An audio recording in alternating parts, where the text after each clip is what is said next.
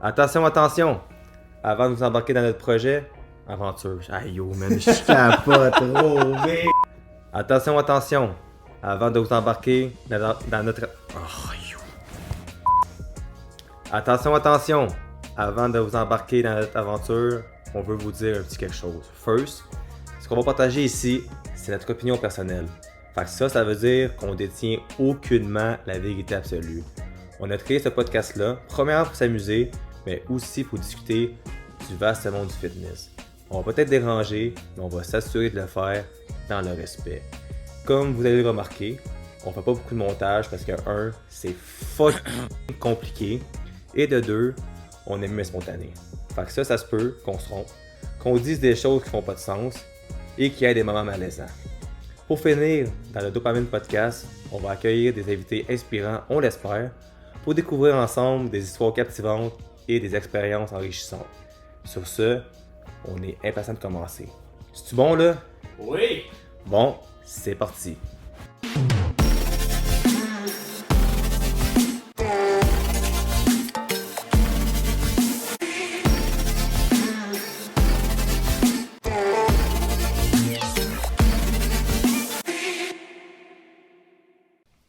Bonjour tout le monde, bienvenue à un nouvel épisode du Dopamine Podcast, propulsé par nous-mêmes, Dopamine Fitness. Aujourd'hui, notre deuxième invité, un ami et le plus grand athlète que je connais, Asib.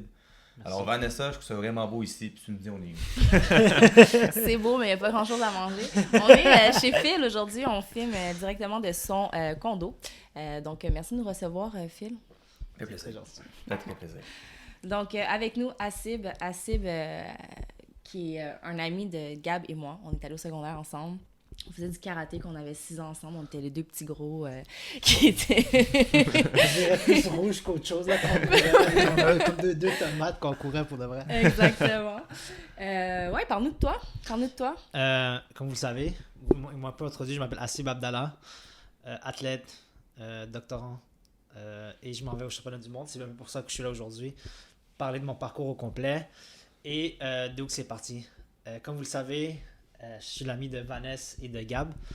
Et c'est un peu au secondaire que toute l'histoire a commencé grâce à un suppléant ou à un professeur qui est devenu tranquillement mon entraîneur.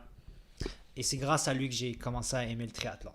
C'était-tu Monsieur Saint-Louis? Exactement, C'est ça, hein? exactement. C'était Monsieur Saint-Louis. Ouais. Puis, tu sais, c'est un prof, tu sais, il va sûrement rire. Je sais pas, il écoute même pas des trucs que je fais, fait que je pense pas qu'il va l'écouter ça. C'est genre un professeur, tu sais, on allait à HB les trois. Et tu sais, c'est un suppléant qui débarque, je pense qu'on était en secondaire 3 la première fois qu'il a débarqué. Bel homme, grand, tu sais, il est très en shape. Mais il y avait les jambes rasées. Puis il y a un prof jambes rasées qui débarque dans le hood. Nous, on était crampés. Puis un de mes bons amis, David et moi, puis on riait tout le temps de ses jambes rasées. Puis à un moment donné, il nous remplaçait en maths. Et là, tu sais, je crie « Hey David, est-ce que c'est le gars avec les jambes rasées? » Là, tu sais, il a un peu mal écrit, là. Puis là, il est comme « Yo, toi, viens ici. » Puis là, il est comme « Yo, genre, il donnait des périodes libres au monde, mais moi, je restais en punition. Genre, j'avais pas le droit de chill avec le reste du monde parce que j'arrêtais pas de le niaiser. À cause de ses jambes rasées. Exact. Puis là, tranquillement, tu sais, chaque fois qu'il me mettait en punition, whatever, puis je restais avec lui, je lui demandais de me parler de sa vie. Tu sais, il me parlait, tu sais, il partait à Hawaï, il partait au Costa Rica s'entraîner, c'est un athlète, c'est un triathlète. Et tu sais, il partait commandité, il partait au championnat du monde, puis tu sais, il payait quasiment rien. Mais sans plus rien savoir qu'est-ce qu'il faisait d'autre dans sa vie. Et là, tranquillement, on commençait à le stock et tout. Quoi? Mais je sais pas, tu stalkes pas tes profs sur Facebook ou C'est déjà arrivé, ouais. J'ai jamais fait ça. Et là, tu sais, on remarque qu'il y a une compagnie de coaching, c'est un grand athlète, il a fait des grosses performances. Et souvent, il venait se faire de la suppléance quand c'était son off-season ou quand il prenait une job permanente à HB, à Henri Bourassa. Je pense que c'est là qu'il était un peu plus blessé. Pas blessé, mais plus en arrêt d'entraînement. Et on a découvert qu'il y avait une compagnie de coaching. Coaching de fitness? De triathlètes, surtout. Okay. De triathlon. Ça s'appelait, je pense, Zone for Coaching dans le temps. Et là, tu sais, niaiseux comme que je suis, je me dis, monsieur, entraînez-moi, je vais m'entraîner, je vais faire du triathlon. Mais pour faire un portrait, tu sais, j'étais zéro, genre, j'aimais le sport dans le temps, mais j'étais zéro, genre, en forme. Tu sais, je pesais 210 livres. Mon activité préférée, c'était manger, aller à la pizzeria New York. Genre, j'étais happy avec Parle-nous ça. de la pizzeria New York. Pizzeria New York, si vous me voyez aujourd'hui, merci beaucoup. Vous avez fait mon enfance. J'avais mon lunch, je mangeais mon lunch, je partais marcher jusqu'à Pizzeria New York, je mangeais un deuxième lunch tellement que genre, j'aimais ça. Là.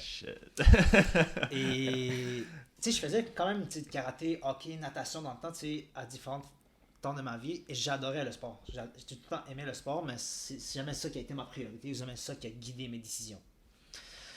Et là, tranquillement, plus qu'on avançait en secondaire 5, plus que ça devenait notre vrai enseignant, M. Saint-Louis. C'est ça, il est devenu permanent. Exact. Plus. Il est resté 3 ans.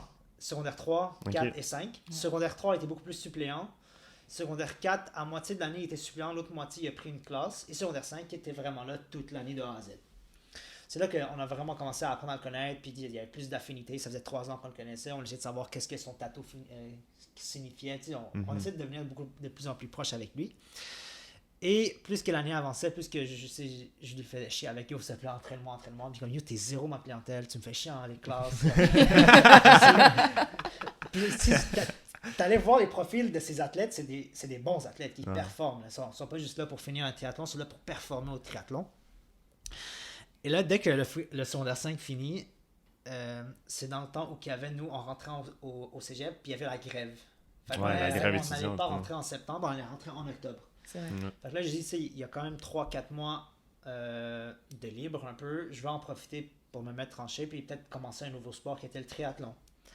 J'avais un ami, David Douane, qu'on a en commun. Qui lui aussi est il a fait des Ironman aussi. Il a fait des demi-Ironman. Ok. Et il adore le triathlon lui aussi. Et il m'avait dit, ça te tente-tu de faire un triathlon au cégep? Puis là, on a vu qu'il y avait un triathlon à Montréal en septembre, puis on avait le temps de le faire si on s'entraînait assez. Et là, tu sais, fini le secondaire, je suis plus son étudiant à M. Saint-Louis, fait que il n'y avait plus vraiment de raison de me dire non. Donc là, je lui envoie un courriel sur son courriel d'entraîneur. Je dis bonjour monsieur, c'est moi, c'est. Pas lui encore! Je suis comme, je sais pas si tu te souviens de moi, on vient de finir le secondaire. Je veux que tu m'entraînes pour faire un triathlon. Là, il est comme, check. T'es pas ma clientèle. Je peux pas prendre l'argent de toi. Je charge assez cher. Mes services sont quand même assez dispendieux. Puis, il y a tout le temps... il m'a connu quand je chillais puis je faisais des conneries H24 à l'école au secondaire. Là. Fait que, ma crédibilité que je veux commencer le triathlon n'est pas très élevée non plus. Elle est à 0, là. Mais peut-être à 10 parce qu'il a vu que tu étais persistant quand même. Exact. Ça, puis, dans les cours d'éduc, je me donnais. Je l'aidais aussi. J'essaie de passer du temps avec lui. Et premier courriel, ça fonctionne pas. Deuxième courriel, je connais monsieur, mes parents vont m'aider pour payer de l'argent, il n'y a pas de stress pour vos frais. C'est pas vrai, là, j'allais travailler. Il fallait que je fasse ça beau. Puis je suis comme, je veux faire un triathlon, je suis vraiment intéressé. Là, il est comme, ok, ouais, je t'envoie un plan d'ici une semaine, si jamais t'aimes ça, on continue, t'aimes pas ça, on arrête. Il m'envoie un plan, puis là, il n'y avait pas de natation dans son plan. Je suis comme, est-ce que tu me niaises, là? Genre, je vais faire un triathlon en septembre, je me suis inscrit, je m'en vais m'acheter un vélo. T'avais déjà fait ton inscription avant même qu'il t'envoie un plan? Non, c'était un bluff, là.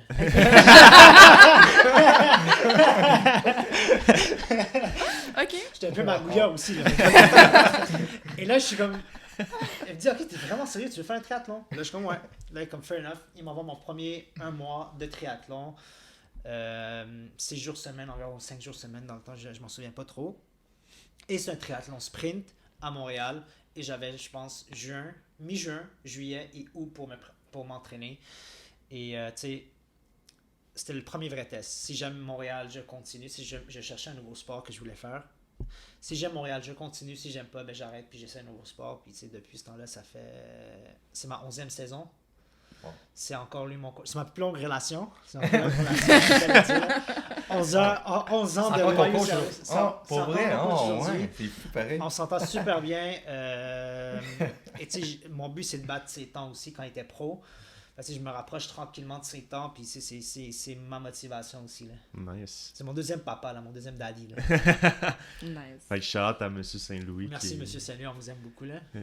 Il a un peu changé ta vie, dans le fond. Ouais, exact, il a 100% changé ma vie. Là. C'est la personne que j'étais avant lui et après lui, ça se compare pas. T'sais, moi, je me donnais un an et demi d'espérance de vie. Là, si je mangeais une douzaine de beignes le midi, là, c'est les chances que je meure d'une crise cardiaque, genre, moi qui se lève de mon lit, c'est comme c'est trop d'activité physique, était très élevée. Mais il a vraiment changé ma vie, puis je le remercie grandement. Il sait là, chaque fois je lui écris des messages, il me motive comme ok, merci, ça va. Ouais, c'est nice. Mais c'était un suppléant, mais il a quand même marqué beaucoup de personnes, je pense. Moi aussi, je me rappelle encore de façon très vive là, de toutes les Ben moi, je l'ai jamais eu comme prof, mais je savais c'était qui. Mais il était intense. Surtout en éduc, là, il était super intense. Il y avait une façon de te parler que, même si tu étais un petit clown, ben, t'as pas le choix d'écouter. Ouais. T'as pas le choix d'écouter puis de dire, OK, je vais me donner, j'ai ça le basket, mais je vais pitcher le ballon dans le panier, tu sais. Mais j'avais toujours remarqué, tout le monde a remarqué ses jambes rasées, je pense. Puis personne ne savait pourquoi. Il y avait des mollets énormes, Ouais. très très tracés. Yo, je me rappelle, il montait les escaliers, tu sais, pour passer de la piscine ou à un autre, tu montes les escaliers. Moi, je regardais ses mollets, j'étais sidéré. Je rentrais chez nous, j'entraînais juste mes mollets. Je faisais rien d'autre à part entraîner mes mollets. Tu as-tu déjà dit ça? Ou... Non. Il va le savoir, là. Je lui ai envoyé personnellement cette vidéo. Ah, c'est ça. Puis à un moment donné, genre, on On va le clipper, c'est bon. Puis à un moment donné, on jouait au water polo avec lui. Et là, je suis comme, je lui ai crissé un coup de coude, là, puis il fait assez chier. Là, je fais ça, je suis comme, oh, c'est bon, ben dur son tronc, là. Ça paraît pas, mais il était vraiment chier. Puis quand tu vois un prof d'éduc qui excelle dans son sport, qui adore son sport, par défaut, il propage cette passion-là. Cette passion ouais. à travers, il y a plusieurs profs qui ont commencé le triathlon à cause de lui ou ils l'ont essayé. Ah ouais. Il entraînait aussi.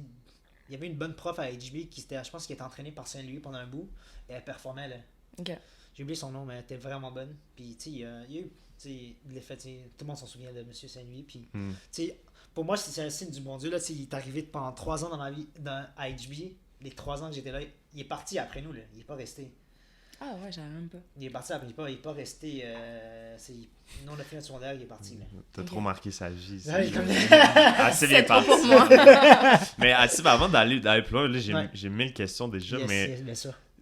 Définis c'est quoi les différences. Parce que là, tu parles de triathlon, de sprint olympique. Définis c'est quoi ça. Parce que même avant le podcast, je t'ai demandé, puis c'est comme. C'est un peu ambigu. Avec les distances, puis tout exact. ça, c'est quoi les. Tu sais, au début, il y a plein de monde qui vont se mélanger entre Ironman et triathlon. Ironman, c'est la brand. C'est une compagnie. Voilà ce que j'ai trouvé sur le web. C'est là. My bad. Wow. Siri est parti, sorry. Je pense qu'on t'a dit explique-moi. Explique-moi. Plein d'imprévus, ça. Les demi-Ironman, c'est des triathlons longue distance. Ok, fait que l'Ironman, c'est vraiment juste. C'est un brand. Okay. C'est un brand. Okay. Ouais, Ironman, c'est rendu triathlon longue distance. Demi-Ironman, c'est triathlon longue distance, mais la moitié du Ironman. Okay. Et ceux qui ont vraiment popularisé cette distance-là, genre. Okay. C'est pour ça qu'ils l'ont pris sur le brand. Mais tu sais, des fois, tu vas avoir des challenges longue distance. C'est un Ironman, mais tu sais, ils l'appellent pas Ironman parce que c'est pas sous la bannière de Ironman. Ok. Exact. Fait que dans le fond, c'est tous des triathlons. C'est tous des triathlons. Triathlon, c'est le sport pratiqué. C'est le sport pratiqué. Non, non, Il y a plein de monde qui le savent pas. Ah ouais. Parce que moi, je pensais qu'il y avait comme une différence entre triathlon puis Ironman. Non. Mais finalement, c'est... Triathlon, c'est le sport. Ironman, c'est la brand ou genre la ligue. Il y a combien de steps, mettons? Je sais que le olympique, c'est comme le premier step. Non, il y a sprint, olympique, c'est ça, sprint, demi-Ironman et Ironman. Sprint, c'est ça que tu vas voir beaucoup plus. Il y en avait un au Vieux-Port de Montréal la semaine passée. Ouais. Les championnats du monde. Tu l'as fait? Non. Non, ok. Ça, c'est vraiment un circuit à part. C'est vraiment des triathlètes professionnels. Ok. Triathlon sprint, c'est 750 mètres de nage, 20 km de vélo, 5 km de course. L'Olympique, c'est exactement le double. 1,5 de nage, 40 de vélo, 10 km de course. Tu vas avoir dans les triathlons sprint et olympiques différents types de triathlons. Pourquoi? Parce qu'il y en a qui vont être avec... T'as vu dans le Coupe de France quand ils roulent en peloton? Ouais. il y a certains circuits qui vont permettre aux athlètes de rouler en peloton sur le vélo de triathlon. Normalement, non. C'est chacun pour soi, tu gardes une distance de 12 mètres et ça change complètement la stratégie. Ok. Il y en a qui vont, ils vont performer sur du triathlon longue distance, mais lorsqu'ils vont aller sur les ligues pro de triathlon sprint olympique, ils ne pourront pas parce qu'ils n'ont pas cette vitesse en natation qu'ils pourront sortir avec le groupe en vélo. Enfin, ça devient beaucoup plus stratégique. Et si je pense qu'on l'a remarqué aussi, je ne sais pas si vous connaissez un peu vaguement le triathlète canadien qui a gagné l'or à un moment donné au triathlon. Première édition du triathlon aux Olympiques, c'est un Canadien qui l'a gagné, ou la deuxième édition. Pourquoi? Parce que son collègue, son coéquipier, s'est sacrifié pour lui durant le vélo. Pour qu'il soit le plus frais possible pour la course et dépasser tout le monde. Parce qu'il y a cet aspect de stratégie que tu ne vas pas retrouver sur du triathlon longue distance. C'est parce que là, c'est plus chacun pour soi. C'est plus du chacun pour C'est soi. comme le Tour de France, c'est vraiment une stratégie, D'équipe. puis les gars bloquent le vent, Exact. fatiguent les autres coureurs C'est pour fou, que ça. le gars qui décide de gagner puisse à la fin exploser. Être On a le un plus frais rôle, possible, ouais, c'est exactement. nice, pour de vrai, il se dépasse à la fin. C'est puis fou. c'est malade. Checker Ouais, ça j'ai sur vu Netflix, là, Ouais. de Tour de France. Là, j'ai découvert un autre sport complètement. Ouais, J'en parlais à Ouais. Vanessa aussi. Je viens de regarder. Puis chaque épisode me rend les mêmes moites. Là, c'est genre cool, là, c'est une grosse stratégie. C'est vraiment nice. Fait que c'est un peu la même chose dans les compétitions plus rapides. Plus rapide. Ok. Surtout. Puis là, il y a même des nouvelles ligues. Vraiment super sprint. Là. Tu vas voir, c'est la moitié du triathlon sprint. C'est 375, Ok. 10 et 2.5. Là. Ah, puis ça Ok. roule, ça. Puis Ça ça, roule. ça se Ça fait va en être fou, combien de ça. temps, mettons ça? Tu sais, si j'ai Le fait un meilleur triathlon- au monde, mettons. Ou toi, tu le fais, ça? J'ai une triathlon sprint. Le plus récent que j'ai fait, je l'ai fait en 1.07. Je sais bien. Et tu sais, mais les pros, ils le font peut-être en 55. C'est malade. T'es pas loin quand même. T'es pas... Non, mais il y a une grosse marge. Ouais, il y a une grosse marge quand Ouais. même, mais t'es pas loin. Exact. Ouais. Fait que tu sais, juste performer. Tu sais, il y en a qui disent, ah, tu sais, si tu fais un triathlon plus petit, ben, tu t'entraînes moins. Non, c'est pas vrai. Tu t'entraînes différemment, mais tu as quand Ouais. même ce volume d'entraînement que ton corps doit encaisser. Mm.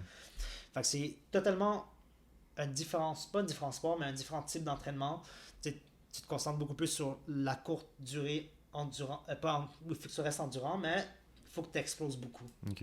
Ce que tu vas trouver un peu moins dans l'entraînement de longue distance, demi-Ironman et C'est ça. Ironman. là. Puis là, demi-Ironman puis Ironman, c'est quoi les distances? Demi-Ironman, c'est 1,9 km de nage, 90 de vélo et 21,1 de course, un demi-marathon Ouais. pour finir. Mhm.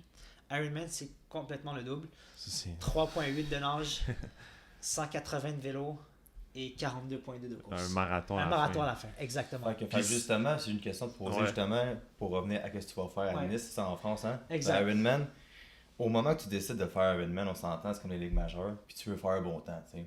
C'est quoi ton mindset quand tu rentres là-dedans? Puis, juste sans trop de détails pour qu'on s'endort personne, là, c'est quand même technique. C'est quoi un typique entraînement dans une semaine, admettons, de chaque discipline? Ok. Le nombre de fois, puis un peu que le... Ouais, dans ton Mhm. pic Ouais. d'entraînement, Le ça, pic ça, d'entraînement, ça, c'est parfait. quoi? Ouais.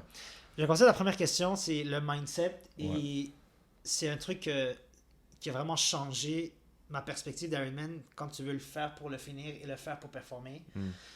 La première fois que j'ai fait Ironman, c'était en 2015. J'étais encore jeune, je pense que j'avais 19 ans, 20 ans. On avait quel âge en 2015? Je sais pas. Pourquoi tu me demandes? On avait 20 ans, je pense. On Les est en trois, on vient en 2023, on est 95. 28, Ouais. on Ouais, recule je pense 8, on avait 20. Exactement, 20. On sait qu'on n'est pas bon en maths. Wow. 20 ans, ouais. Et là, mon but, c'était juste de le finir. Mais tu sais, il faut quand même que tu t'entraînes et tout. Mais tu sais, dans le temps, je sortais beaucoup, je chillais, j'allais voir mes amis. Fait que, tu sais, le but, oui, c'était que je le finisse avec un bon temps. Mais là, tu arrives là-bas, déjà vu que tu faisais pas trop confiance en ton entraînement, tu arrives là-bas en manque de confiance envers toi-même. Et le monde, Ouais. vu que tu es jeune, ils te mettent énormément de doutes envers tes capacités. C'était un Ironman qui était en plus dans un parcours qui était plus difficile qu'un parcours plat. C'est dans les montagnes, la course est difficile et le vélo est difficile. Fait que là, tu arrives là-bas, tout le monde te met des doutes, tu te remets en question et ça affecte à 100% ta course parce que tu n'avais pas cette confiance de base. Les derniers Ironman que j'ai fait, je suis venu avec un mindset beaucoup plus différent. Tu sais, j'avais déjà fait un Ironman pour finir. Et là, j'étais comme, le jour que... tu sais, j'ai commencé le triathlon pour les Ironman. J'ai pas commencé le triathlon pour faire le demi-Ironman. Le but, Tu voulais c'était- aller au top. c'est ça qui m'intéressait. Tu sais, il y avait la fameuse course championnat du monde de Ouais. Hawaï qui est maintenant rendue à Nice. Ouais. Et là, C'était ça ton rêve. c'était ça mon Puis rêve. là, c'est ça que tu t'en vas faire. Exact. C'est malade. Puis là, quand j'ai voulu retourner sur la distance Ironman, c'était en septembre 2021 que j'ai pris la décision de me réinscrire. L'année passée, c'est 2022, faire quoi? En 2021, il y a 2 ans. Et j'ai eu cette discussion avec M. Saint-Louis. Je suis comme, j'ai commencé le triathlon pour l'Ironman.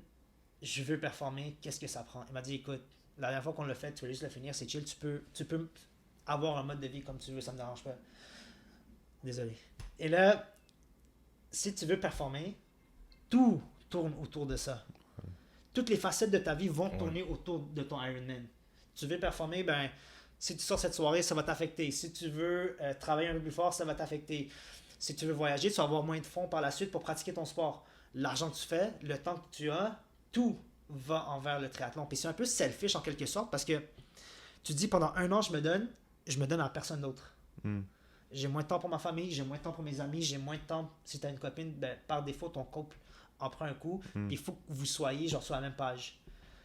Je suis chanceux, j'ai pas d'enfants, j'ai pas de copine. Fait que je pouvais faire ce sacrifice d'1 an de, tu sais quoi, pendant 1 an, je vais rentrer dans le cycle d'Ironman en essayant de me préparer pour les championnats du monde.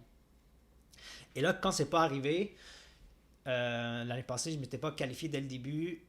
J'étais comme, tu sais quoi, est-ce que je me rembarque dans un autre cycle? C'est très difficile. Je l'ai vécu une fois. Puis l'année passée, j'étais pas aussi sérieux que je le suis en ce moment. Et c'est... Tu sais, on va parler de l'entourage tantôt, mais si ton entourage ne te supporte pas, c'est très, très dur. C'est très, très dur. Puis moi, quand j'ai décidé de faire 1 an de plus de sacrifice, ben c'est 1 an de plus que ça se peut que tes dettes s'accumulent, ça se peut que tu es supposé aller en voyage, mais tu n'iras pas en voyage cette année, tu vas t'inscrire parce que t'inscrire à un triathlon, à un Ironman, c'est le prix d'un voyage. Juste l'inscription, c'est 1200, 1300 $. Sans compter le déplacement, ça, là, sans compter l'hôtel, sans compter tous ces éléments-là.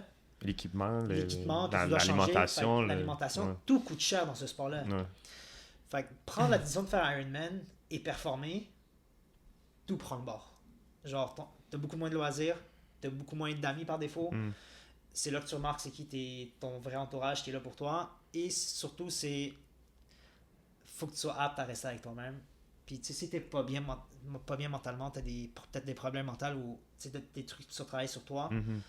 Faire un Ironman puis rester autant de temps tout seul, ça peut être néfaste pour toi. Ouais, parce que là, tu fais on va en venir, mais tu fais des workouts de genre 4 heures sur le vélo. Exact. Fait que si t'es longtemps avec ta pensée, t'es longtemps avec toi-même, puis si t'es pas bien avec toi-même, tu vas trouver le temps long puis tu vas arrêter l'entraînement parce que ça te tourmente beaucoup trop. Tu sais, il y a une souffrance qui est le fun puis il y a une souffrance qui est pas le fun. Tu sais, et si, je rappelle, si t'es pas bien avec toi-même, tu vas trouver le temps assez long. Puis, tu sais, faire 6 heures de vélo sur place devant un écran avec, tu sais, t'as la souffrance d'entraînement qui embarque. Puis, tu sais, t'as des intervalles qui sont plus durs durant l'entraînement. Et pour passer à travers, tu vas puiser dans les bas-fonds de tes pensées noires des fois. Mais justement, on se parle des fois en privé, puis tu me disais que t'aimais la souffrance. Tu me parles de bonne et de mauvaise souffrance. Mais quand t'as une bonne souffrance, ça veut dire que t'aimes ce que tu fais. Puis tu veux aller plus loin. Mais c'est quoi ta motivation? Juste comme, à quoi tu penses? C'est-tu de la musique? C'est-tu quelque chose? Tu penses à ton passé? C'est-tu Miley Cyrus? Comme moi, c'est... nous, on a fait le marathon. Puis, tu sais, j'ai couru au-dessus de 100 km. Puis des fois, tu te poses des questions en courant. Pourquoi je fais ça? Puis tu t'inventes quasiment une vie des fois. Tu sais, comme tu t'inventes qu'il y a du monde qui te regarde puis que tu cours, mais t'es tout seul. Tu sais, en voulant dire, tu trouves une motivation. T'es ton propre super-héros. Toi, ta bonne souffrance. Comment je passe à travers, c'est mon entourage. Je me rappelle, le dernier Ironman, c'était 3 tours et demi de course, le marathon. Ils l'ont divisé en 3,5 tours. Et je me dis, peu importe ce qui se passe, peu importe les pensées que j'ai, la douleur que j'ai, les crampes que j'ai, les 2 premiers tours, j'arrête pas. J'arrête pas. Et quand tu pars sur la course, tes jambes sont encore un peu en compote du 180 km que tu viens de taper de vélo, puis 1 heure de nage que tu viens de taper aussi. Quand même. Et là, tu as des endroits durant Ironman, tu as du monde qui t'encourage, c'est le fun, tu donnes des high fives, ça te booste. Mais très souvent, il n'y a personne. Ouais, c'est ça, il y a c'est toi, une méchante distance. Exact. Il y a toi, les autres athlètes. Et là, moi, c'est un truc que je m'étais donné la dernière fois, c'est je prenais par exemple le nom de ma mère, le nom de mon père, je le répétais sans arrêt quand je voulais arrêter. Des fois, c'est un 5 km, je répète leur nom, je fais juste penser à ça. J'appelle ça mon mode psychopathe, que je ferme tout ce qui est autour de moi, mais je me concentre sur ma respiration. C'est fou. Je me concentre sur ma respiration parce que moi, génétiquement, je suis pas. C'est pas ça qui va me donner mon edge. l'équipement, j'ai pas le meilleur équipement à la fin de point de la technologie non plus, c'est pas ça qui va me donner mon edge. Le seul truc qui va me donner mon edge, c'est cette souffrance mentale que je suis capable de la tolérer et de la pousser. C'est ça que t'es probablement capable d'aller plus loin. Exact. Qu'il y a pas mal de monde. À force égale, Ouais. les deux, on est en train de peut-être de die un peu durant notre course. Moi, je suis prêt à die, là. C'est pas grave si je m'évanouis durant ma course. C'est déjà arrivé, là. Et je vais essayer de pousser plus loin. Mais s'il y a quelqu'un qui est meilleur que moi, peu importe le mental que j'ai, il reste meilleur que moi. Parce qu'il faut pas différencier que... Genre, mon mental va pas m'aider à gagner 1 ou 2 heures. Je savais un petit edge comparé à... On se frotte genre tout au long de la course, puis je sais que tu es dans ma catégorie. À la fin, je sais que je vais gagner. Là. Parce que je sais que les derniers 10 km, c'est là qui est le plus dur, mais c'est là que moi, je vais m'amuser. C'est pour ça que j'aime mon entourage. C'est pour ça que j'adore mon entourage. Je pense à eux. Quand je die, je pense à eux. C'est ça qui me pousse là. Je répète le nom de ma mère. Je suis comme, ok, let's go. Je fais juste répéter le nom de ma mère. Non, à un moment donné, t'as la mort de répéter le nom de ta mère. Faut que t'embarques sur le nom de ton père. Puis là, tu passes toute ta famille, tu passes tes amis, tu penses à eux. Puis, c'est ça. Puis moi, le dernier Ironman que j'ai fait, j'étais tout seul. Fait que, il y avait personne que je connaissais qui m'encourageait, à part un monsieur que j'ai connu là-bas. Fait que ça, c'était le fun. Et le premier Ironman qui était là, j'avais mon père. Puis, chaque fois que mon père est dans une course, je suis obligé de me forcer. C'est un peu poche quand quelqu'un veut m'écouter, je suis obligé de me forcer. Et, juste penser à lui, tu deviens émotif. Puis, la souffrance, accepter la souffrance, c'est aussi être vulnérable. C'est ça qui est le fun, c'est tu deviens émotif. Moi, j'adore être émotif. Puis pendant que tu cours, pendant que tu es sur le vélo, tu es tellement fatigué en souffrance que tu es vulnérable. Ah ben oui. Tu es tellement vulnérable. Genre. Ouais. Puis là, juste penser à ta famille, tu commences à brailler en faisant du vélo. Ça m'arrive très souvent. Et c'est ça qui va me permettre d'avoir un deuxième boost. C'est ok, c'est bon, on souffre, on prend cette énergie-là, on essaie de la transformer en énergie positive et on passe à travers cette période de souffrance. Fait que c'est ça mon mindset envers la souffrance. Ah, mais je peux relate, moi, le marathon de Buffalo, justement, pas pleurer à pleurer, mais des larmes aux yeux, d'après moi, un bon 15 km. Ouais. Tu cours, tu pognes un mur, tu continues, tu t'arrêtes, tu recommences, tu vois le monde qui te gueule après, c'est même pas t'es qui, puis il t'encourage. C'est dur de rester froid, pour de vrai. Depuis quand tu tournes le coin, comme je t'avais dit, puis que tu vois le boulevard, puis le gros soleil qui sort, là, tu deviens émotif fois 1000. Fait que je peux relate là-dessus, pas de vrai. Mais toi, comme nous, dans le fond, un marathon, ils disent « Ah, t'as un mur au 17e kilomètre, t'as un mur au 35e, au 30e. » Il est où le mur? Il est où le mur dans un Ironman? À quelle heure? C'est comme un jeu vidéo, t'es comme 1000 murs, à vous lancer, T'as un premier mur, je pense, après 150 km de vélo. Ok. T'en as peut-être plein ton... Désolé, ton... T'es combien de temps sur le vélo? 180 km pour... Ça dépend du parcours. T'sais, si t'es bon normalement, t'es un bon amateur, tu vas essayer de le rentrer en bas de 6 heures le vélo. Ok. Si tu veux commencer à performer, dépendant de le parcours, en bas de 5h30, tu deviens vraiment bon. Ok. Fait que c'est long, là. C'est long. Fait que c'est 5h30 à 6h, la nage, c'est... Si t'es bon entre 55 minutes et 1h10 peut-être, Ok. c'est un bon amateur. Ok. Exact. Puis ton marathon, tu le fais en combien, mettons? J'essaie de le rentrer en bas de 4 heures durant Ironman. Ok. Je visais 3h30 pour essayer de finir en 4 heures. Ouais, c'est Ok. c'est vite, 3h30. Ouais, c'est rapide. Je l'ai fini en 3h47 la dernière fois. Ouais. Mais c'est un parcours qui était pas mal plat avec des faux plats montants, faux plats descendants. Ok. Mais chaque parcours a sa propre stratégie. Chaque parcours t'en mort à différents endroits. Mais faire du plat parce que faire du plat, tu pédales sans arrêt. Quand tu montes, quand c'est un hilly course, c'est le fun. C'est pas le fun, mais c'est plus souffrant, tu montes. Mais quand tu redescends, tu pédales pas. Tu es là en train d'essayer de. C'est fun la souffrance, hein. Les gens prennent une pause. Fait que, ça va dépendre vraiment du parcours. Comme ce matin, j'ai regardé des pros, ils ont fini une course. Puis la moyenne de la meilleure femme, c'était 29 km à l'heure. Puis je suis comme, c'est pas mal bas. Là, je vais voir le parcours, c'est 2 méchantes côtes. Fait que tu veux pas tout le temps te fier sur le temps.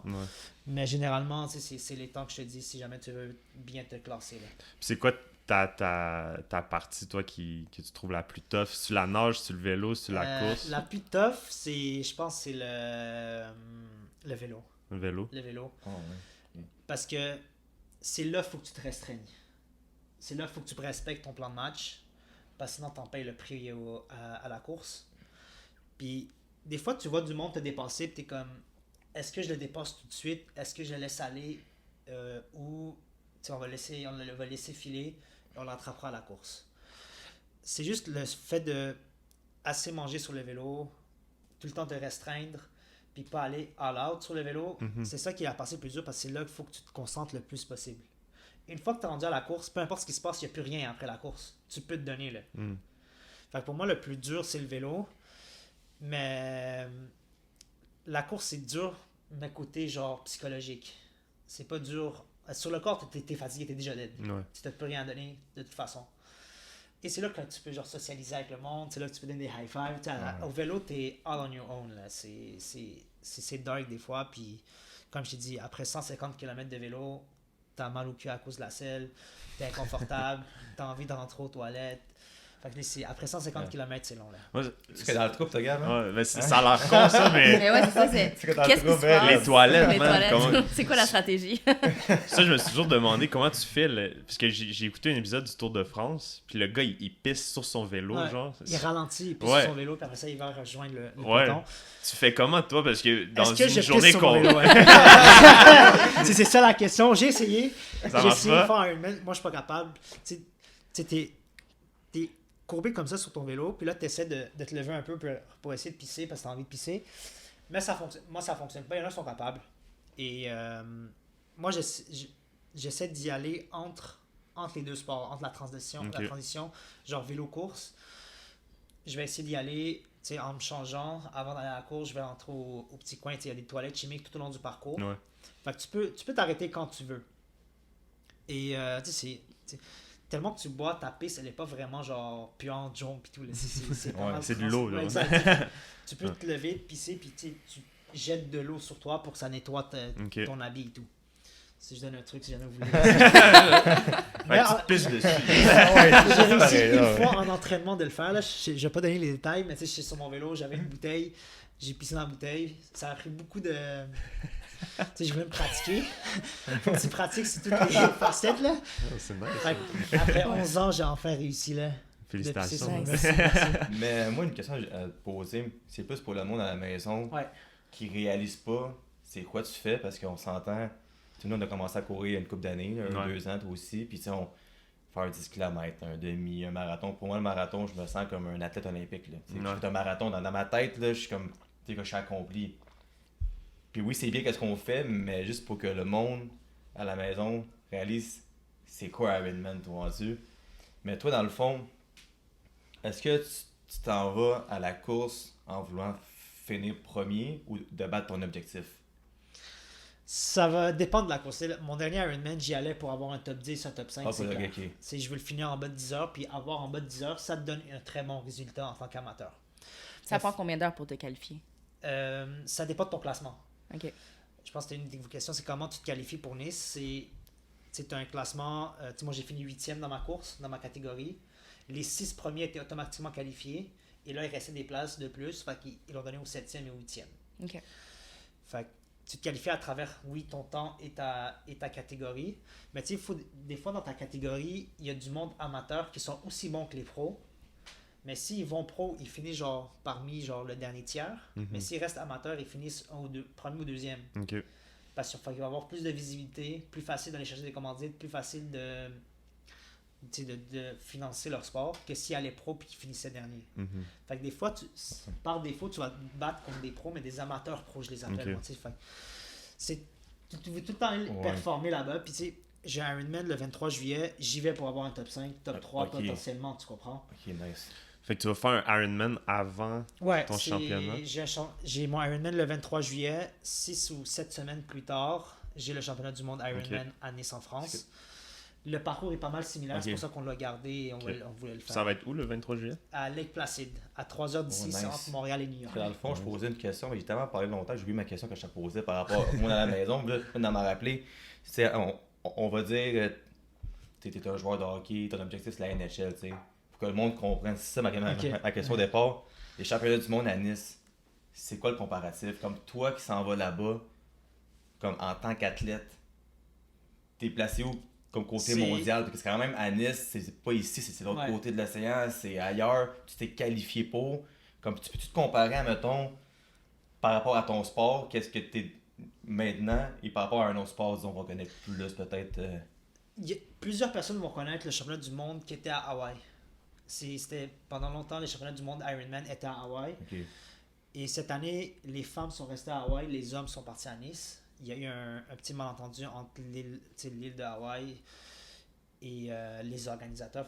Ils ont décidé de séparer les deux événements. Pour nous, c'est genre, en tant qu'amateur, c'est le plus gros événement. Ok. En tant que triathlète tout court, c'est le plus gros événement que tu peux faire sur de longue distance. Ok. C'est vraiment, tu te frottes au meilleur du monde dans ce sport-là, c'est la question, dans ok. cette distance-là. Ok. C'est genre la finale, c'est la finale du Super Bowl, c'est notre Ok, finale du c'est Super ça. Bowl. Ok, t'es au top là-bas. Là. Tu peux C'est pas- la grosse compétition. Exact. C'est à terre, là.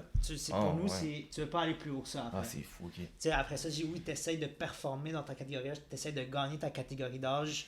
Et jamais tu es vraiment bon, tu peux virer pro. C'est pas mon cas, mais c'est notre rendez-vous annuel, c'est notre Ok. Tour de France, c'est notre Coupe du Monde à nous. Là, fait que- On l'a ici, Ah oui, chez ben, toi, dans ton exact. condo. là. Asim, c'est quelqu'un, mesdames et messieurs, c'est quelqu'un. Ah, c'est impressionnant pour de vrai. Ah, félicitations. vraiment. Merci, Ouais, merci, c'est- merci. Mais est-ce que Vas-y. je peux faire une Ouais, intervention parce que là, c'est vraiment cool, là, votre talk de boy, là, puis let's go, on parle de performance, de chiffres. Mais je me demande, tu sais, on parle beaucoup de ce que tu es en train d'accomplir en tant qu'athlète, Mhm. mais à côté de ça, tu fais un doctorat. Yes. Tu es aussi prof à l'université. Tu travailles dans une tabagie. Comment tu fais pour justement Oh, t'es un esti de malade. faire tout ça en même temps? Puis je parle principalement aussi par rapport à l'école. Là. Tu sais, c'est pas évident d'étudier en même temps que tu fais du sport, d'étudier en même temps que tu travailles, puis tu fais tout ça en même temps. C'est quoi ta stratégie? Pour mettre le monde en contexte, de septembre à mai, je suis pas mal plus à Québec. C'est là que j'étudie. Je travaille pas à la tabagie durant ce temps-là. Et c'est là que je me concentre plus sur mon doctorat et sur mon triathlon qu'autre chose. Tu n'as Ok. pas de distraction là-bas, il n'y a rien à faire là-bas. Et c'est tout au long de l'année, j'essaie de jongler avec mes priorités. Je dis, OK, le 3 prochains mois, la priorité, ça va être doctorat, enseignement, triathlon. OK, le temps des fêtes, on va mettre la famille un peu, c'est le temps d'aller voir la famille, c'est le temps d'aller voir nos meilleurs amis, c'est ça qui nous aide à nous booster. Puis... Et c'est la façon de jongler à travers tes priorités tout au long de l'année. C'est ça qui est dur. C'est... Le doctorat, je sais pas si vous savez comment ça fonctionne. Tu as 1 an de cours, tu as des examens et tu dois faire une recherche, tu dois écrire, tu dois faire de la recherche tout au long de ton parcours. Il faut un directeur qui comprend ça aussi. C'est mon directeur, je lui dis, ces prochains mois, mon taux de productivité il est très bas, je me concentre plus sur mon triathlon. Et ça, c'est pas tous les directeurs qui le permettent. Il y a des directeurs, il y a un calendrier, tu le suis à la lettre. Et j'aurais pas pu sacrifier autant de temps pour le triathlon si mon directeur n'était pas compréhensif. C'est nice. ça. So, faut que tu t'entoures de ton équipe. Ton coach en fait partie. Des fois, même M. Saint-Louis dit, là, ça me tente un peu moins, là, je suis plus fatigué, il va jongler avec ça. Mais les 3 dernières années, le triathlon restait ma priorité. Mhm. Fait que c'était facile de... Peu importe ce qui se passe dans ma vie, je sais que je vais faire du triathlon, le reste, je me débrouillerai. Ça aide à gérer ton stress à l'école. Je me dis, oui, je vais faire mon doctorat, oui, je vais enseigner, oui, je vais faire ça, mais si jamais ça fonctionne pas, ben c'est pas grave, j'ai quand même d'autres diplômes, je vais aller travailler. Fait que ça baisse le stress. Puis quand tu es étudiant, tu as du temps libre qui est propre à toi. Tu étudies quand tu veux. Si tu peux travailler dans la maison, tu travailles dans la maison quand tu veux. Et tu t'entraînes aussi quand tu veux. Mhm. Fait que je me suis dit, tant qu'à étudier, je vais avoir du temps pour m'entraîner. OK. Fait que je commençais, tu sais, des fois, je vais m'entraîner un peu moins fort, puis je vais faire genre des recherches. Je vais lire des articles en même temps, je vais répondre à des courriels en même temps. Je vais assister à des rencontres sur Teams en même temps, faut pas le dire trop fort. Mais tu sais, Fait que t'es sur le vélo, puis tu vas rencontrer. Exact. Je vais parler un peu moins, puis je vais essayer de pas paraître que je suis sur le vélo, mais j'essaie des fois de jongler les deux. Mais c'est très dur, puis... Tu sais, pendant la rencontre Teams, là, ils entendent juste le nom de tes parents. Genre. J'aime l'espace. Racine, ça va? Ouais, c'est bon. Je suis là. Mute.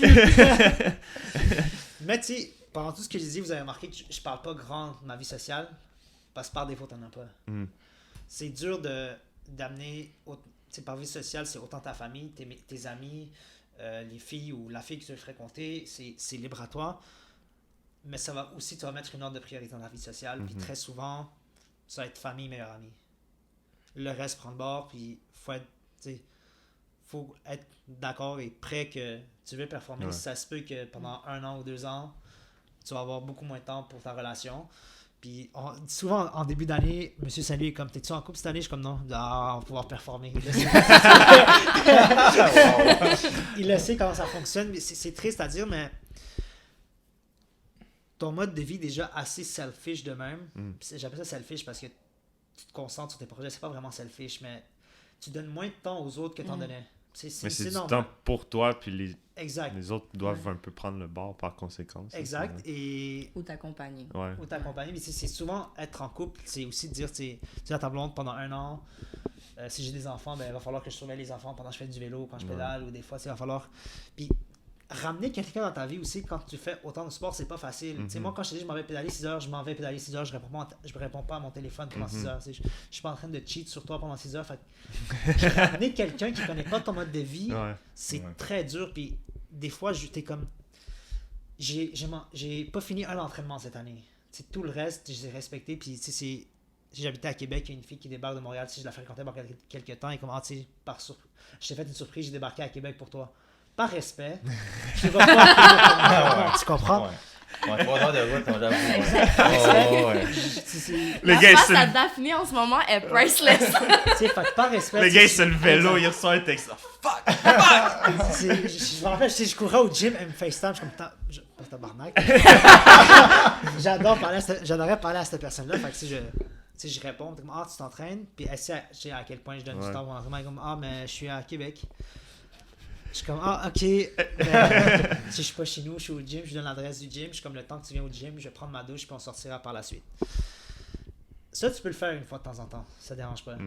Mais il faut pas que ça devienne une habitude de, ok, je vais skipper l'entraînement pour aller chill. Mais c'est la fille, elle s'est déplacée par respect, tu coupes ton entraînement, tu fermes ta gueule, puis tu enjoy le temps.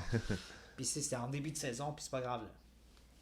Mais, tu me dis, aller en date, ou c'est à coucher avec une personne, ou aller dormir 8 heures de sommeil, n'importe quand je prends 8 heures de sommeil. J'ai vécu ce que j'avais à vivre. C'est 95% de mes fantasmes, je les ai vécus. C'est plus ça qui m'allume maintenant. C'est genre...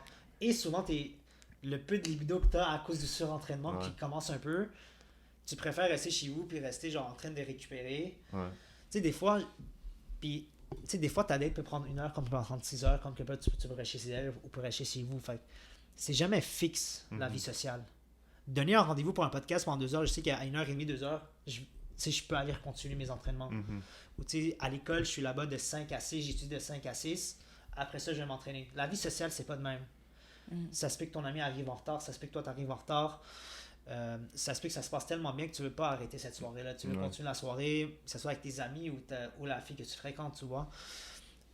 Mais le fait de dire, OK, pendant 1 an, je minimise ma vie sociale, c'est-à-dire je minimise aussi le fait de laisser le plus d'imprévus possible. Tu veux plus d'imprévus, tu veux plus rester... Tu sais, je joue beaucoup au hockey pour avoir ma vie sociale avec mes amis de mon équipe, mais c'est là que je me blessais 90% du temps, mes blessures venaient du hockey. Fait le hockey prend le bord, tranquillement ta vie sociale prend le bord. Et ça, ton entourage le sait. Si tu respectes ton mode de vie, si toi tu respectes ton mode de vie de je socialise pas pour atteindre mes objectifs, par défaut ils vont le respecter.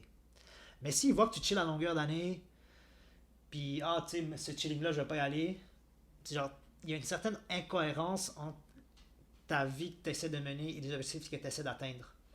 Mais quand ils voient que tout se suit, tu respectes ton corps, tu respectes tes objectifs, tu mises sur ton sommeil et tout, ton entourage va le comprendre. Oui, ta vie sociale va en prendre de bord, mais ça fait partie de... Tu peux pas tout faire en même temps. Tu as des études, tu as un travail, tu as un sport. Puis est-ce que tu dirais que ça t'affecte mentalement, ça? Quel élément? Le fait de laisser tomber un peu ta vie sociale. Oui. C'est quelque chose qui est tough pour toi. C'est clair que tu vois tes amis qui chill, avec qui t'adorais sortir. Tu sais, des fois, c'est pas des chillings de on va se virer une brosse. Non, c'est aller visiter un endroit ou aller faire un hiking. Mais tu veux plus faire ces hikings-là. Pourquoi? Parce qu'il y a des chances de te blesser. Ou ça enlève de ton temps de récupération. Tu sais, des fois, aussi, c'est le volume. Tu sais, on fonctionne par volume. Admettons que on fait 26 heures d'entraînement cette semaine. ce que je fais lundi et mardi affecte mon samedi-dimanche. C'est comme mes gros entraînements le samedi-dimanche. Est-ce que je vais aller sortir le lundi, mardi, même si j'ai plus de temps, ou je vais dire, finalement, si je vais rester chez nous, ou je vais aller au spa, j'aime beaucoup un massage pour être prêt pour ma fin de semaine. Et oui, c'est chiant parce que c'est tout le temps le fun d'avoir quelqu'un dans ta vie, c'est tout le temps le fun d'aller voir tes amis. Et c'est clair que ça t'affecte mentalement, mais il faut que tu l'utilises comme source de motivation, comme source d'énergie. Moi, j'ai le meilleur entourage, puis je le répète souvent, sans eux, je serais jamais là. Je serais jamais genre l'athlète que je suis. Oui, je performe, mais c'est savoir que après mes entraînements, après mes triathlons, je vais retrouver les mêmes amis que j'avais avant le triathlon. Pour moi, c'est une belle sécurité d'avoir. C'est tous les commerçants du hood qui m'encouragent pour partir à Nice. Ou même, puis, même mes parents, au début, quand j'ai commencé le triathlon, c'est comme souvent le monde. C'est une question que j'avais en tête. Tes tes parents ont parents, pris ils en ça pensent quoi, comment? Est-ce qu'ils Mon père- connaissaient ce sport-là? Mon père, il adore le sport. Il m'a dit, genre, peu importe ce que tu fais dans ta vie, tant que tu fais du sport, moi, je suis content. Ouais. Ma mère a dit, ok, mais pourquoi tu portes des leggings pour aller courir? Pourquoi tu portes des leggings pour aller faire du vélo? Est-ce que tu rases tes jambes? Oui, maintenant je rase. Genre, la première fois que j'ai rasé mes jambes, ma soeur qui m'épelle à la selle, puis mon père qui monte des escaliers, comme, qu'est-ce qu'il fait, ce gars, tu vois? Mais tu sais, au début, le monde, il pensait que je faisais du triathlon pour perdre du poids. Et c'est souvent un commentaire qui m'avait choqué, c'est, tu cours autant de temps, t'es encore gros, ou t'es encore fat, whatever. Mentalement, t'es comme, mais Chris, genre, ouais, là, mais tu sais, je fais pas ça pour perdre du poids, tu sais, je fais ça pour l'amour, pour le sport. Et ça t'affecte. Pendant longtemps, je n'osais même pas enlever mon t-shirt à la plage parce que j'aimais pas tant mon corps. Puis là, on se dit comme, tu fais du triathlon puis t'es encore fat. Ça t'affecte quand t'es jeune. Là, peu importe la carapace que tu essaies de te bâtir autour de toi, c'est pas le fun de recevoir ces commentaires-là. Et là, au début, j'ai commencé, j'ai prouvé ce monde-là qui ont tort. Mais non, maintenant, je le fais beaucoup plus l'amour pour le triathlon qui me mène à ce niveau-là. Et c'est ça la différence avec mes parents. C'est au début, ils pensaient c'était une phase, comme tout le sport. J'avais une phase de soccer, j'avais une phase de natation, j'avais une phase de karaté, j'avais une phase de hockey. Ils pensaient que c'était une phase encore, et ça va finir après 2-3 ans. Mais ils voient que tu mets énormément d'argent, tu mets de plus en plus de temps dessus, tu performes. Et là, mes parents, après chaque course, c'est la première personne à qui je pense à mes parents. C'est juste à y penser, j'ai des frissons, je deviens émotif. C'est juste le message de je viens de finir ma course, merci pour vos sacrifices, merci de m'avoir soutenu. Tu pleures durant ce voice-là, tu dois avoir un voice, tu pleures, ta mère te répond, elle braille un peu aussi. T'es comme, si j'avais pas ça, j'aurais pu jamais performer. Tu peux pas passer à travers autant de sacrifices, parce qu'eux aussi ils font des sacrifices, là, ils donnent de l'argent, ils donnent... Nombre de fois que je suis en train de mourir dans ma chambre, maman, s'il te plaît, apporte une bouteille de Gatorade, je vais die. Là, elle arrête tout ce qu'elle fait, elle vient, elle prépare mon truc. Fait que, je serais l'entourage, les parents, les meilleurs amis, les frères, les soeurs, les cousins, tout ça, genre. Les textes anodins que tu reçois, t'es comme yo, genre. Moi, c'est bon et mauvais entraînement, je les poste. Vous voyez mes TikTok, c'est autant mes mauvaises journées que mes bonnes journées. Puis je pense que c'est un des trucs que les personnes aiment, c'est pas juste mes bonnes journées que je mets. Exact. Ouais. Et juste l'effet de recevoir des messages autant de ta famille que de tout le monde, comme c'est pas grave, on croit en toi, let's go. C'est cave à dire, mais t'es comme, c'est vrai, là, c'est pas la fin du monde, une mauvaise journée. Puis souvent, quand je m'entraîne puis je rentre à la maison, je suis sidéré, là, je suis sur le bord de pass-out des fois. Ma mère me regarde, elle est comme genre, qu'est-ce que tu fais? Mais elle te prépare une estide. Désolé pour le mot, mais elle prépare il n'y a pas de fil, tu peux dire tout ce que tu veux, c'est un safe space. Elle prépare un bon souper pour s'assurer que tu vas récupérer ton entraînement. C'est pas les meilleurs soupers santé, là. C'est quand même une maman libanaise qui fait de la bonne bouffe. Tu fermes ta gueule, tu manges. Tu dis pas que t'es en diète. Et c'est juste ces petits éléments-là de je vais revenir, très souvent je vais m'accoter, je commence à brailler. Puis, parce qu'une fois que tu arrives fatigué, t'es exhausté, t'en peux plus, là. Mais c'est beau. C'est là que ton entourage vient, là.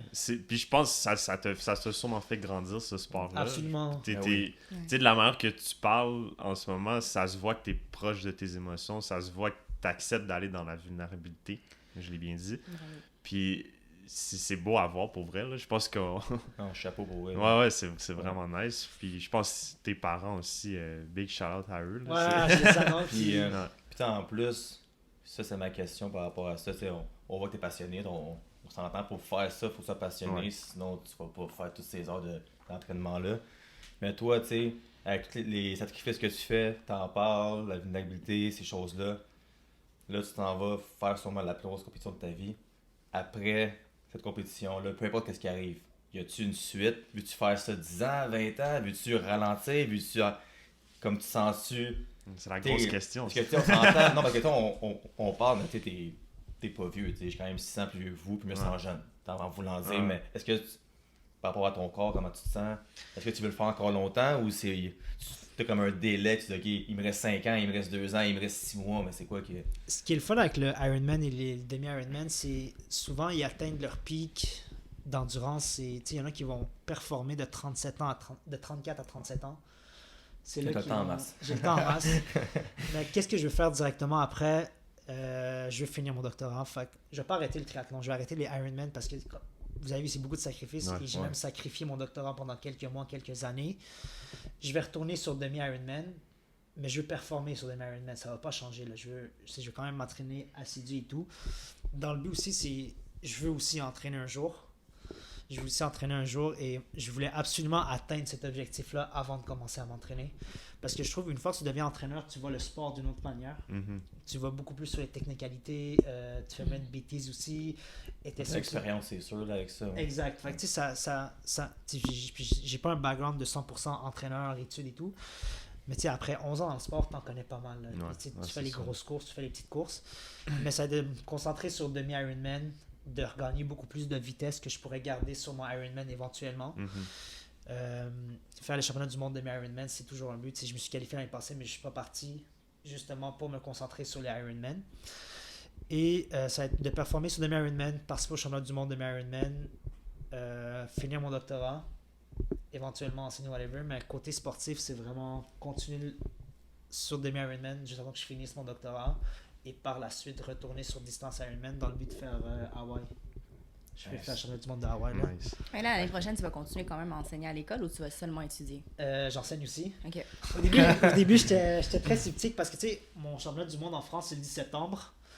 On commence la session le, je pense, 5 septembre ou fin août. OK. Et c'était un gros questionnement parce que l'enseignement et les championnats du monde, c'est mes rêves depuis que j'ai fini en Bourassa, c'est ça que je voulais faire dans ma vie. Je savais que je voulais enseigner, je savais que je voulais participer au championnat du monde. C'était 2 trucs que je voulais faire. Et là, j'ai la chance de faire autant de l'enseignement que de faire les championnats du monde. Puis je me dis, ok, est-ce que je vais sur l'enseignement cette session juste pour me concentrer sur les championnats du monde? Et là, tu sais, j'en parlais justement à mon directeur. Puis, tu sais, thanks God, j'ai quand même un très bon review de mes étudiants. Ils aiment leurs cours, ils aiment leurs profs, ils aiment leur contenu que je donne. Et c'est ça, la direction le reçoit. Ils savent si t'es un bon prof, proche de tes élèves et tout. Et moi, je veux garder cette job-là. Je veux enseigner. Moi, je me dis, je m'en fous de ne pas finir mon doctorat, mais je vais quand même l'enseigner, tu vois. Et là, tu sais, je lui ai dit, je m'en vais au championnat du monde. Je sais que je ne pourrais pas être là les 2 premières semaines. Je suis prêt à enseigner à distance. Puis revenir sur le campus après. Au début, j'étais très sceptique de dire, tu sais, je prolonge mes vacances jusqu'en décembre, puis je retourne enseigner. Ouais. Mais par respect à ta profession, par respect au directeur qui donne autant de flexibilité, il faut aussi que tu l'en donnes aussi. Et là, ouais, j'enseigne les 2 premières semaines en France, à distance. Et là, en même temps que tu te préparais pour toi. En même temps que je me prépare. Je vais péter les bretelles un peu à distance. Mais ils ne pourront pas voir mes outfits. Tu vas le faire en vélo. Tu vas le faire en vélo. Enseigner en vélo, ouais. Hey, écoute, Asib, je prends une décision sur un coup de tête pour 3 raisons, en fait. Ouais. Il me reste 1000 questions. Yes. T'es super intéressant. J'ai une méga envie de pisser. Puis il nous reste du temps avant qu'on puisse plus en avoir. Fait que j'arrêterai l'épisode ici. Laisser ça en suspens, 3 petits points. Puis dans 5 minutes, on va recommencer un autre épisode. Nickel. Puis on va aborder plein d'autres sujets parce que t'as d'autres trucs que tu fais. Une fondation, une organisation. On veut aller là-dedans aussi, puis là on est déjà rendu à 54 minutes. Parfait. Fait que je veux vraiment continuer. Fait que merci pour cette semaine, ça va être ça. Il va y avoir un deuxième épisode avec Acid. Trop de choses à dire, j'ai 1000 autres questions. Tout le monde a 1000 autres questions. Ouais. Fait qu'on arrête ça là. Merci. Puis, Merci à vous. Merci Phil. Le mot de la fin, merci. Merci. Ouais. Non, mais merci parce que, sincèrement, tu sais, le monde qui me connaisse plus, j'ai baigné dans le monde du hockey pro avec mon oncle, puis pour moi, Acib, c'est peut-être un des meilleurs athlètes que j'ai pu côtoyer. Je trouve ça vraiment impressionnant. Ouais. Surtout que nous, on court, on est dans ce milieu-là un peu. On le sait, c'est quoi que ça prend. Ça. Ben, on le sait t'es- pas, mais Les on peut pensées de imaginer. psychopathe, on les a aussi. Puis sincèrement, t'es comme les Major League pour nous. Fait qu'on est vraiment content que tu sois là. Puis il va y avoir un part 2. Ouais, part Alors, 2. Fait merci que, beaucoup. disclaimer, on va être habillé pareil dans l'autre C'est la même épisode. journée, Ok? là. Ça va être la À même tantôt. journée. Ben, je suis chez moi, ça peut me changer, mais on va être pareil. Ciao! Salut.